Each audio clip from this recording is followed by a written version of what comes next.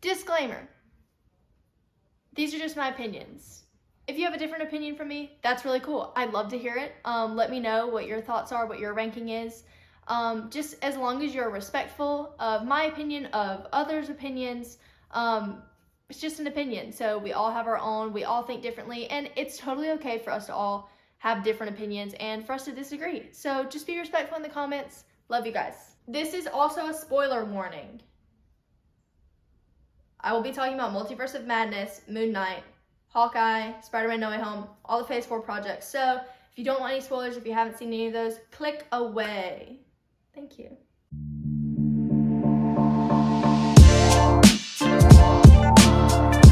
Hey y'all, it's Mackenzie. Welcome back or welcome to my channel. I'm so glad that you're here.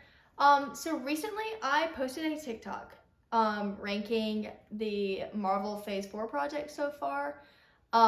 I put it on there with like my ranking of what I thought was best. And then I also put like an emotional rating on there as well.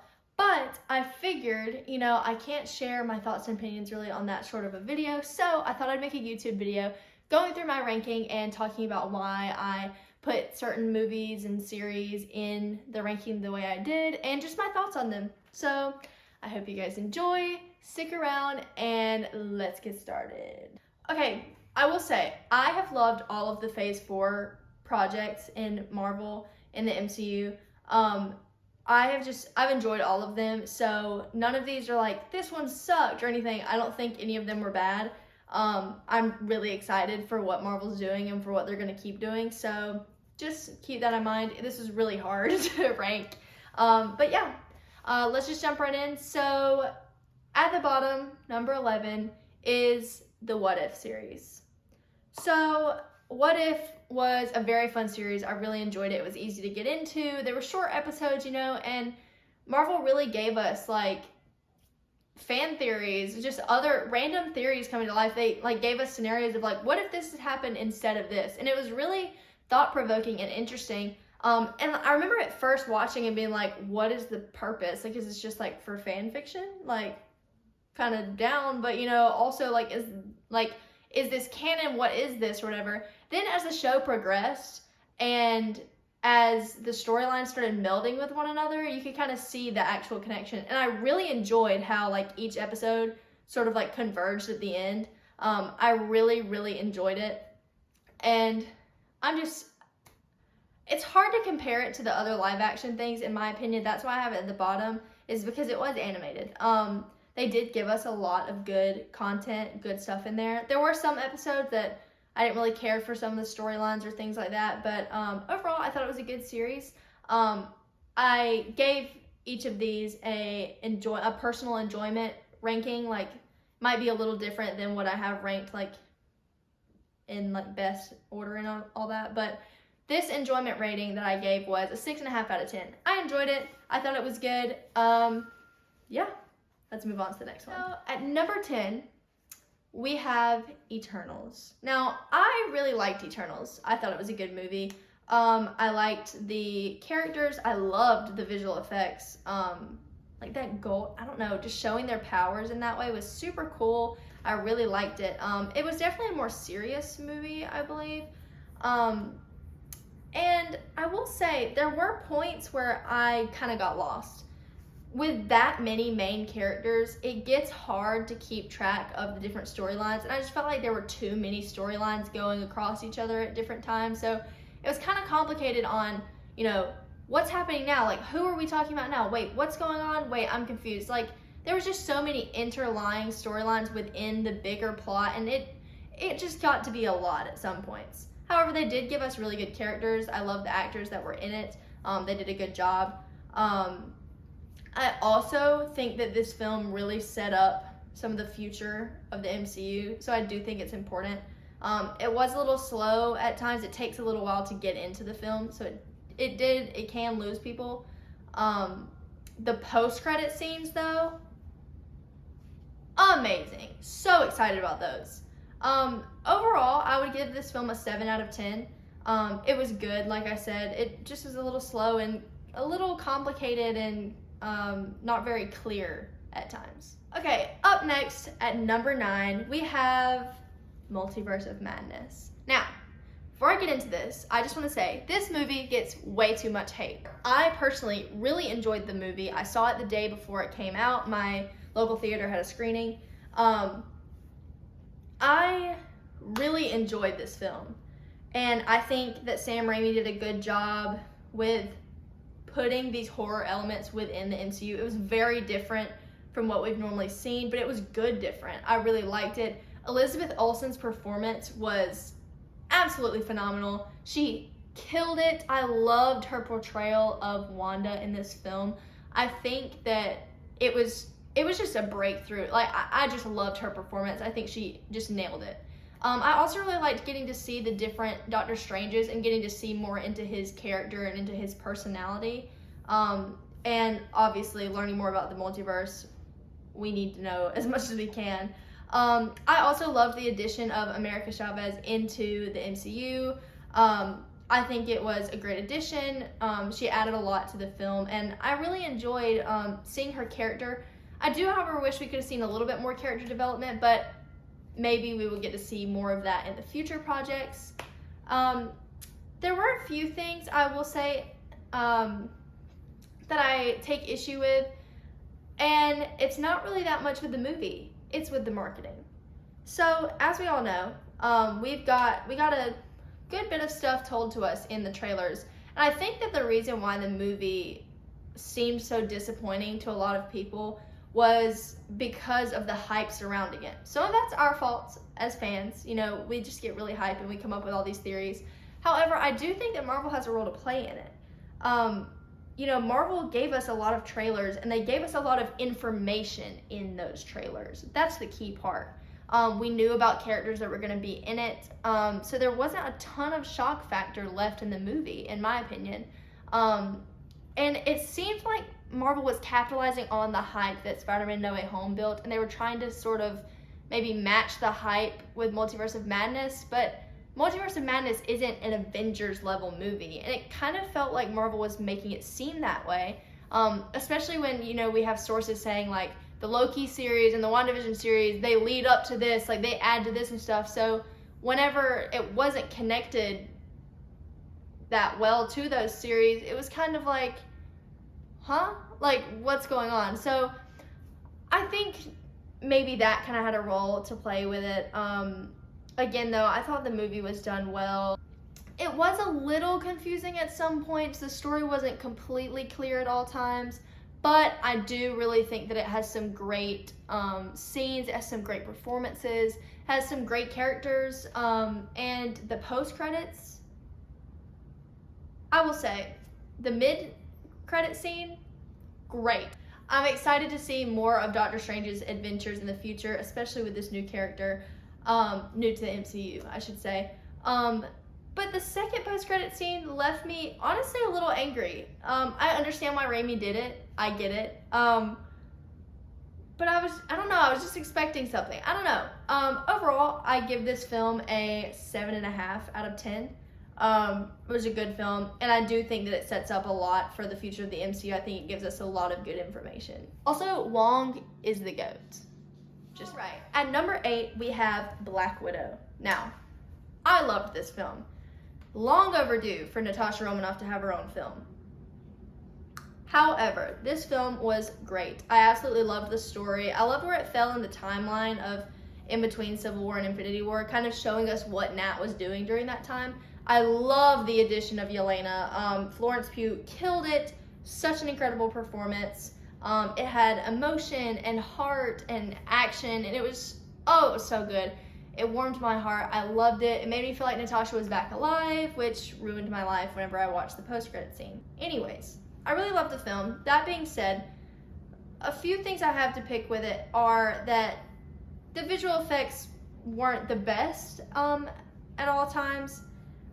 There were a few like scenes, fight sequences, things like that, where it was obvious that it was fake and all these things, and like, I know it's a movie, it is fake, but you know, sometimes you're like, like this does not look like a battle at all, you know, like there are just some issues with things like that, but I think this project was long overdue to give Natasha a film, and I thoroughly enjoyed it.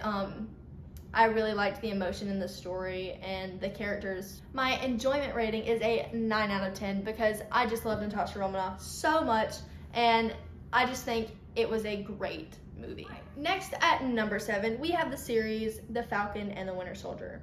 Now, I love Sam Wilson with all my heart. I love Sam and Bucky. Their relationship, stop. Like, I love their sass, just and how they're there for one another too. I love their relationship, and I cannot wait to see more of them in the future. I think this show touched a lot of real world problems, and they like put it within this storyline, and it fit so seamlessly. They covered it very well, and I truly believe that Sam Wilson is the perfect Captain America. Sam Wilson's character is just so rich and good, and I really loved getting to see him grow into this Captain America role and sort of believe in himself, you know, and I liked seeing Bucky's character growth too. I loved the mystery behind Sharon Carter's character as well. Like, what is that all about? I'm excited to see what they do with that storyline, and I can't wait to see Cap and Bucky again. I'm just so excited. Like, it was such a good show. I will say it does feel a little more serious than some of the others, and there are some points where I was a little confused, but overall I think it was done really well, and I really loved the character development of Sam and Bucky, and that they got like time to sort of build those characters. I think it was needed, and again, I can't wait to see them again. So I give it an enjoyment rating of 8.5 out of 10. Also, hate John Walker, but that's fine. All right, now at number 6, we have the Hawkeye series. I loved this series. Great show. It had action, it had emotion. Oh my gosh, it touched on Clint and Nat's relationship, and just that they had such a wonderful friendship, and I miss them together so much, and I'm so glad that they sort of touched on that more, about like Clint missing her and like how close they really were. I really love the ending between Yelena and Clint too. That made me bawl my eyes out. I love the addition of Kate Bishop. I think she is awesome. And I love Kate and Yelena's back and forth in their relationship. They honestly kind of remind me of Sam and Bucky. Like, I really love them, and I can't wait to see them. I hope they're together more in future projects. It was so good. And I also really loved the setup they gave for Echo. I really loved watching Echo's character development and seeing her throughout the series, and it's made me excited for her show that's coming out, and I just can't wait to find out more about that character. So interesting, and I really loved each episode. I will say, I don't really have many faults with this show. It was great, it was wholesome, it was emotional. I really enjoyed it. I do think it's a little hard to compare it with some of the other MCU projects, like some of the more wilder ones. Like, of course, those are going to be more amped up because they're like crazy and all these things, you know, but Hawkeye was a really solid show. That's why I give it an enjoyment rating of 8.5 out of 10. Also, don't get me started on the post-credit. No, we're going to pretend like that didn't happen. At number 5, I have WandaVision. Now, I really enjoyed WandaVision. The visuals, the coloring, the acting, the characters, the storyline, phenomenal. First of all, the detail in the show. Like, the little ads in there, like, that symbolize things from Wanda's life or, like, things that happened to her. Genius. Wonderful. Like, just the attention to detail just makes me happy. Like, they put that much effort into the show. It was so good. I loved Wanda's character development, like getting to see more about her, but also getting to like discover herself with, like, alongside her. That was really cool to me. And Agatha, what a great villain. I cannot wait to see her in her own show. I am so thrilled that she's getting one because such a great villain. I absolutely love Agatha, and I think that this show just provided so much like story and just like such interesting things that I can't really say much more. I mean, it was so good. I don't really have any faults with this one. The only like question I guess I have is like, where's White Vision? Like, what was that all about? Like, I'm a little lost there. I remember watching him and like, what? Okay. I feel like it took a little bit away from the story. I don't know, but overall, I thought it was incredible, and I give it an enjoyment rating of 9 out of 10. So good. I thoroughly enjoyed it. At number 4, we have the Loki series. Now, I'll be honest with you. The Loki series and WandaVision are kind of tied for me. The only reason I have it at 4 is just because I personally like the character of Loki better than Wanda, so that's what broke the tie for me. However, they both were done very well, and I think they're on even playing fields. The visuals in Loki, fantastic. I mean, just insane. And the coloring, the lighting, and plus, if you put the lighting of each episode alongside the Infinity Stones theory, which, if you haven't heard that theory or you want to know more or whatever, let me know. I'd love to make a video on it. Yeah, just let me know about that. So incredible. I loved seeing more of the character of Loki. I just love Loki. I think the soundtrack, the score was done very well. This is a controversial topic in the Marvel community because a lot of people didn't like it, but I loved it. I loved the show. I love Mobius. I love the TVA. Getting the setup of the multiverse and variants, getting to learn all of that was so interesting. I loved seeing all the different Lokis. Also, Lokius. Hello. Ship Lokius forever. I will say my only critique with the show is I don't think Sylvie and Loki need to have a romantic relationship. The kiss did not do it for me. I didn't like that. It's just wrong on so many levels in my opinion. However, I do understand why the writers sort of felt the need to go there maybe, or like why they did it. I get the thought behind it. I just don't think that it did what they thought it was going to do. It definitely wasn't received well. And I just think there were better ways to sort of get across the whole like Loki narcissism, that sort of thing, you know, like there are better ways to do that. I just don't think that they did that well in that aspect. However, everything else, the plot was very good to me. I loved seeing like Loki changing throughout and like seeing different variants and how different variants react and all this stuff. And Kang, I can't wait to see more of him. More of Kang, please. Kang is awesome.